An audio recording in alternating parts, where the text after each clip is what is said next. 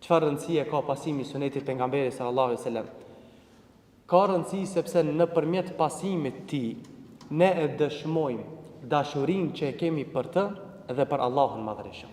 Pasimi i sunetit sinjalizon dashurinë që ke për Allahun madhërisht. Hasan al-Basri u tregon se disa nga shokët e pejgamberit alayhi salam në kohën e tij thanë, ne e duam Allahun.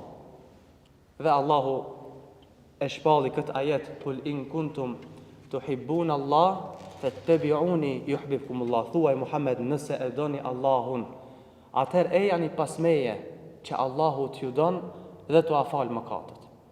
Andaj pasimi pejgamberit alayhis salam është shkak që ti është dëshmon që ti e don Allahun dhe pastaj si rezultat Allahu të don ty dhe t'i fal mëkatet.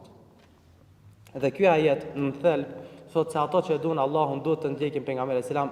Ky është një tregues i qartë se dashuria për Allahun nuk është thjesht një deklaratë, nuk është një pretendim. Dashuria ndaj Allahut, dashuria ndaj Allahut pasqyrohet në ndjekjen e sunetit pejgamberit sallallahu alaihi wasallam.